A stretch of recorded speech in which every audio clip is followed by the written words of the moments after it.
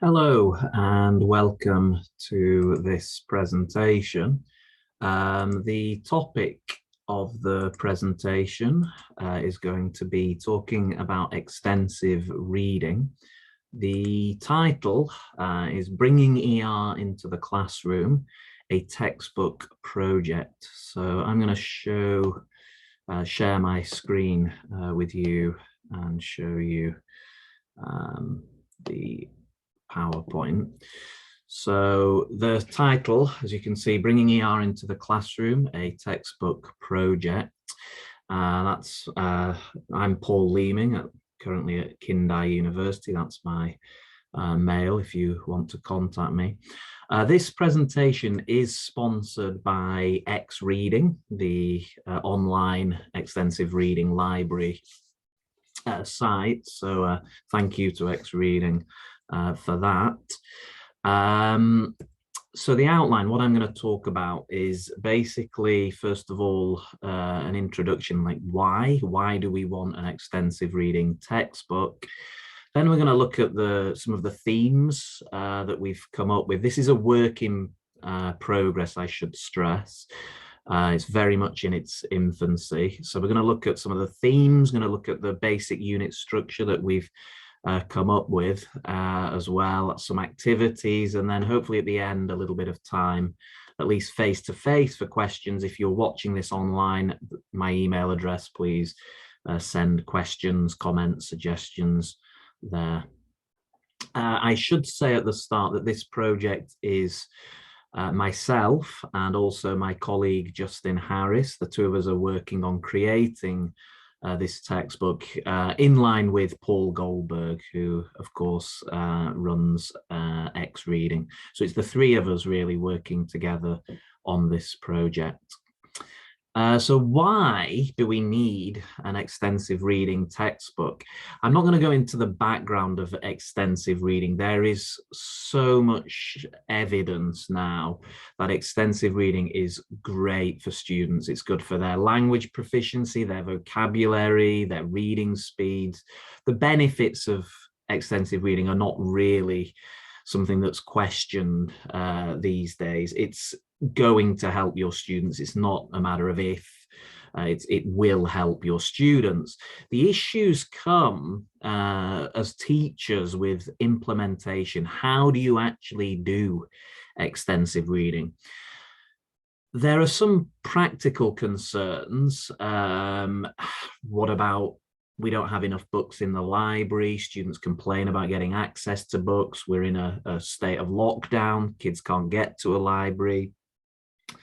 Most of these problems have been solved by Xreading, to be honest, in that the students have access. They can get the books whenever they want. You can set a class reader so students can all read, 30 kids, 50 kids can all read the same book. You can actually monitor. I found doing extensive reading, this was a big thing. You can actually monitor weekly, check that students are doing it. So Xreading has helped us a lot, I think, with a lot of these concerns. But there are still some practical issues. One is that most universities in Japan require a course textbook. Doesn't matter what course you're doing, a 4 skills course, a reading course, you have to have a textbook, you have to use the textbook, you have to stick with the textbook. That causes an issue where you've got students to buy a textbook. Are you going to ask them to buy Xreading as well? How do you mix the two? How do you justify that to your department, etc.? Also, extensive reading can sometimes feel a little bit like this add-on. You're doing your reading, you've got your reading textbook, but then you kind of go, okay, and aside from this, we're also going to do this extra extensive reading thing. Lots of activities you can do to bring it into the classroom, but it's hard. So that's why we decided that we would like to create an extensive reading textbook. This textbook would mean that you buy the textbook and Xreading comes with it. It's a package deal.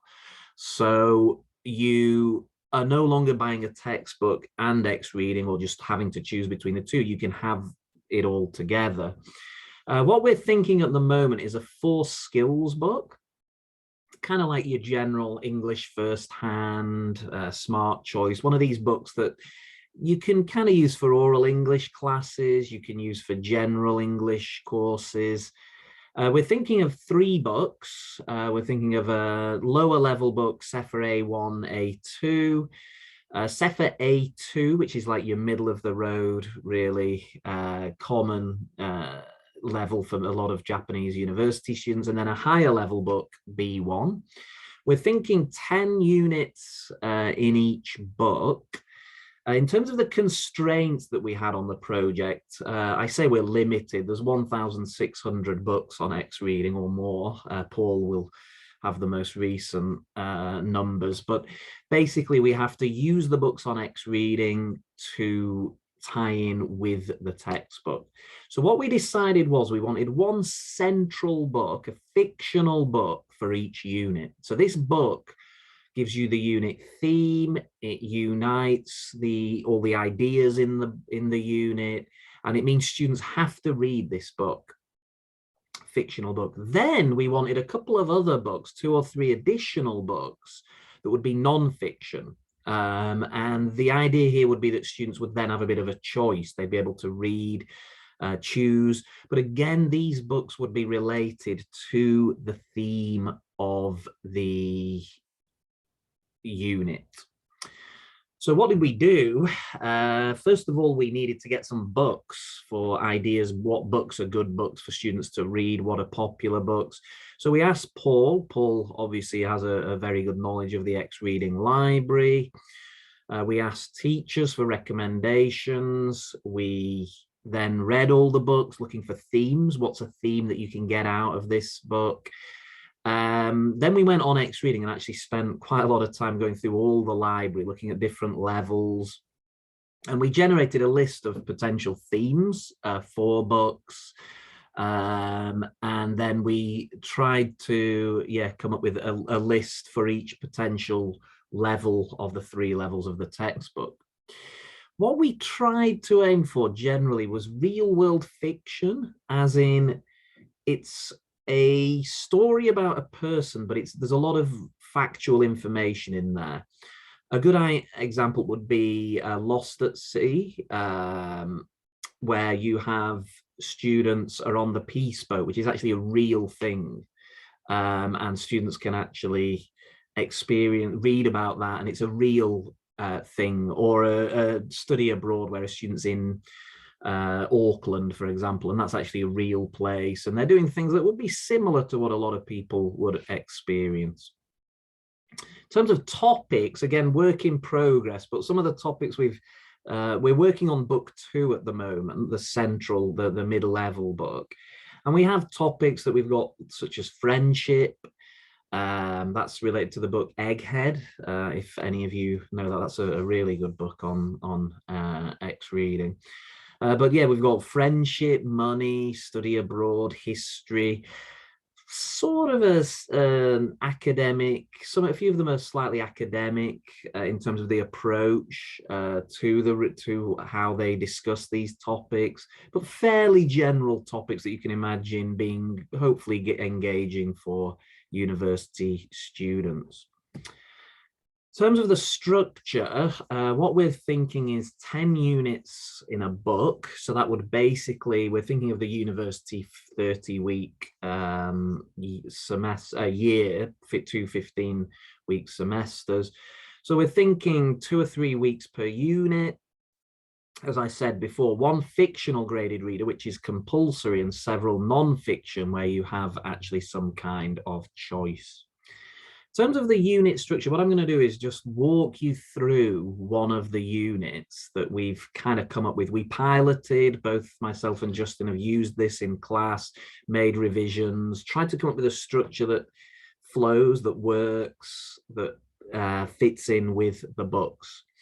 So unit 3, we've titled it for now, Study Abroad.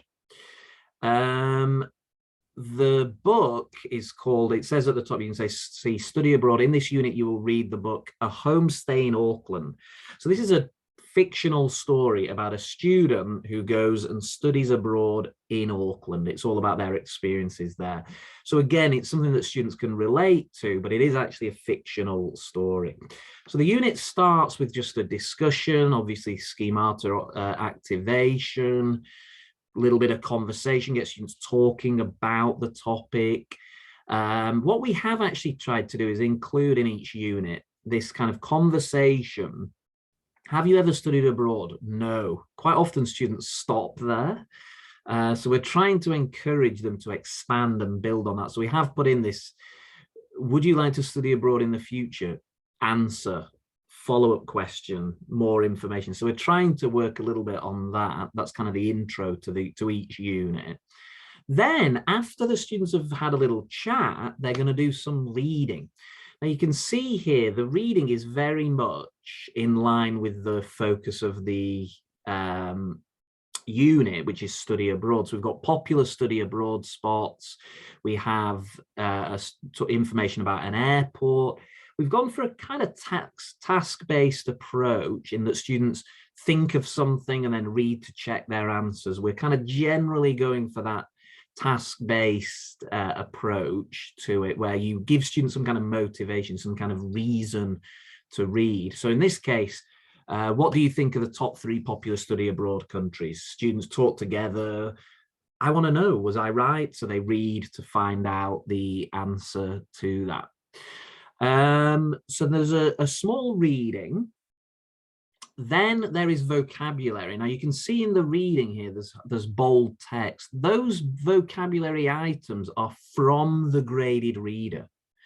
So the students are already getting exposure to the vocabulary that's in the graded reading book. But there's no vocabulary questions here. The vocabulary questions, which I'm showing you here, are at the back of the book. So you can use them, you can not use them. You can use them after the students have read the book. You can use them before if you think it's going to be difficult. There's flexibility, again, a task-based approach where you kind of respond to the students and what the students need, what you think the students want. That's hopefully the approach with that. So there's a couple of readings that you're introducing the vocabulary. Students can do the vocabulary questions. Then we have a mini task here. So what are the advantages? You can see wrap up task in the middle of the page there. What are the advantages, disadvantages of study abroad? Students are already talking about the theme of the book. So this we envisage being the first class, finishing with these pre-Xreading tasks where students talk. Can you name any cities in New Zealand? What's your image of New Zealand? What animals in New Zealand? What animals is New Zealand famous for? So already here, instead of having students just read this homestay in Auckland and then come back and talk to their partner about it, which is a fairly typical, book report situation, you've really spent a whole unit, a whole week talking about study abroad. So they've thought about it, they've talked about it, they've read a little bit about it. Now they're going to actually read the book. So the end of the first week, students read the book, ready for week 2. Week 2, then, after they've read, has the students write a summary. They write a short summary of the book.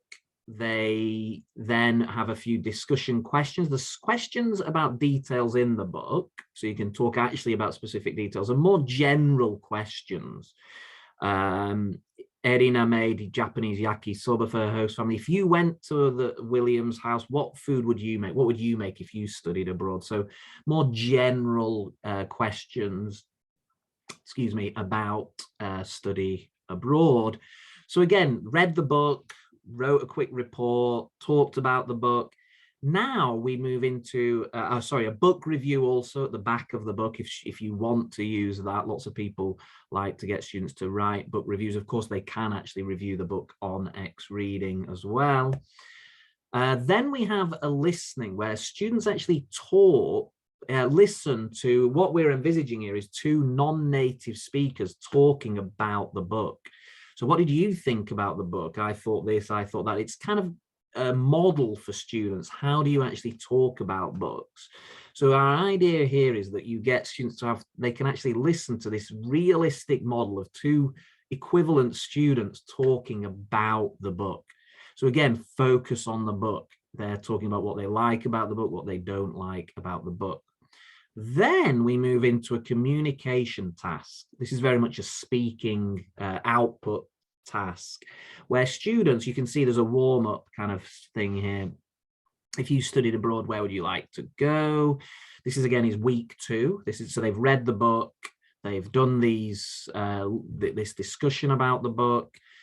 Now, communication task. What they're going to do is they're going to read about these 4 homestay families, and they're going to decide which homestay family they would like to choose if they were going on a homestay to New Zealand. Again, very task-based. There's no dictated language here. There's no, you have to say this, you have to say that. Students talk about it. They decide on the family. Why do they like the family? They report back. You could use a pyramid discussion type activity here. Which family did you like? Report back to the class, which was the most popular family in the class. Again, it relates directly to study abroad and to what students have been reading about homestay families. Then there's a writing at the end to focus again a little bit on language.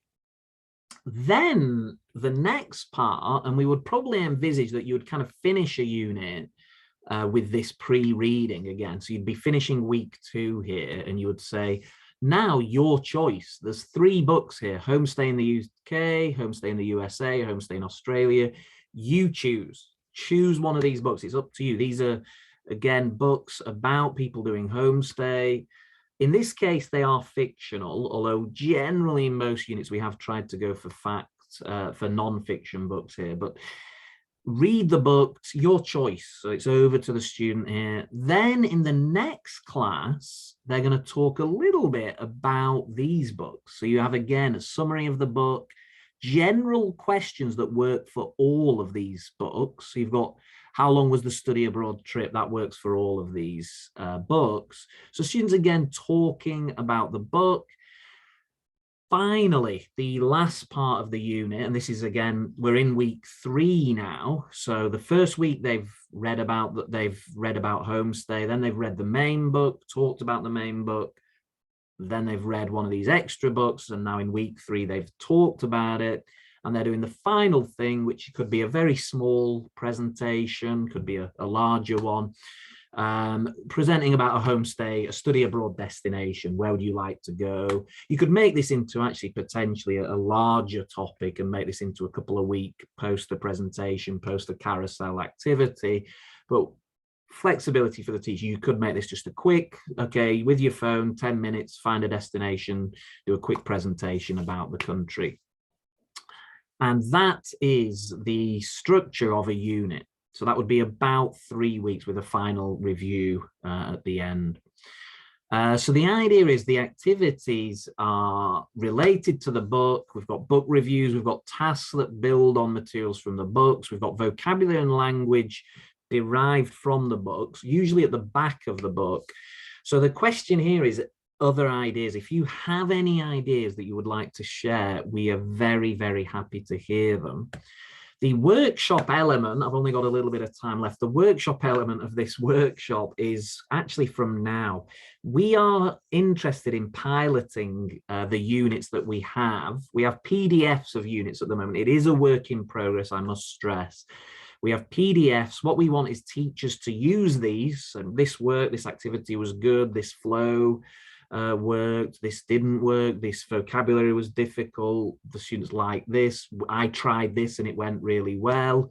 So we're looking for piloters. So please, if you are available for piloting, you can contact myself, Justin, Paul Goldberg's probably the best person to actually contact with this. But please do contact us. Please get in touch and we will send you PDFs that you can use with Xreading. And that would be great if you could help us with that. We aim to have this first book, hopefully an actual book, by April 2023. Thank you very much for listening. Thank you. If you have any questions, please do send me an email. Yeah, thank you very much.